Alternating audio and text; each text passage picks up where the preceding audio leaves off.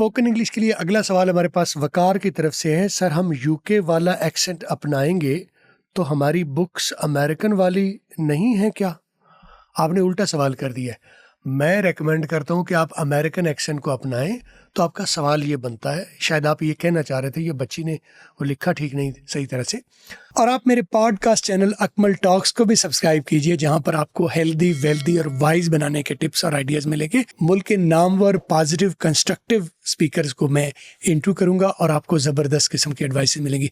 Channel का link नीचे description में डाल दिया है। तो मैं आपका वो करेक्ट वर्जन भी कर देता हूँ। हमें लगता है कि हमारी बुक्स ब्रिटिश है तो मैं अमेरिकन इंग्लिश का कहता हूँ, तो कॉन्ट्रडिक्शन नहीं है ये? तो जवाब इसका मैं दुरुस्त कर देता हूँ आपको। हमारे पास बुक्स जो है वो जुगाड़ू हैं और हमारे पास जो ज़ुबान भी जो है अंग्रेज़ी की वो जुगाड़ू है, ठीक है। अब ब्रिटेन वाले यहाँ से लीव करके गए, पहले उनकी यहाँ पर हुकूमत थी, पूरा निज़ाम था, तो हमें लगता है कि उनका इम्प्रेशन होगा, लेकिन वो 70-80 साल 90 साल पुरानी बात हो गई। अब हॉलीवुड आपको डोमिनेट कर गया, यानी आज की नस्ल को, आज की कौम को जो कंटेंट सुनने को मिल रहा है वो उनकी नेचुरल ज़ुबान हो रही है। आज के दौर में आपको ब्रिटिश लैंग्वेज कहीं ढूंढने से शायद मिलेगी। इंटरनेट पर तकरीबन 90 to 95% जो कंटेंट है वो वो अमेरिकन कंटेंट है, अमेरिकन एक्सेंट है, अमेरिकन स्टाइल है।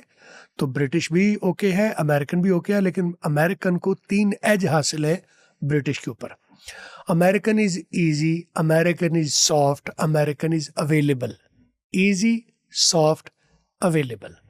दिस इज़ द रीज़न कि मैं आपको अमेरिकन एक्सेंट सुनने के लिए कहता हूँ। अगर आप यूके में रहते हैं तो जाहिर है आपको जो ब्रिटिश लैंग्वेज है वो सीखनी चाहिए।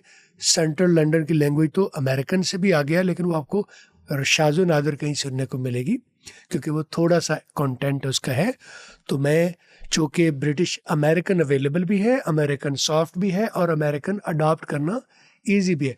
ब्रिटिश के साथ एक प्रॉब्लम है कि उसमें स्कॉटिश और आयरिश एक्सेंट का मिक्सचर आ जाता है, और स्कॉटिश और आयरिश क्या करते हैं, वो स्किप्स बहुत ज़्यादा करते हैं।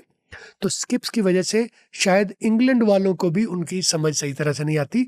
तो समझ तो आए उनको ना आए, लेकिन उनके स्टाइल में उनका जो वो स्किप्स हैं, यानी ऐसे हिचकी वाली आवाज़ें, जैसे give me a Baral of water, ये अमेरिकन में है, लेकिन गिव मी अ बा से आप 100 मरतबा सुन लें तो आपको समझ नहीं आएगी।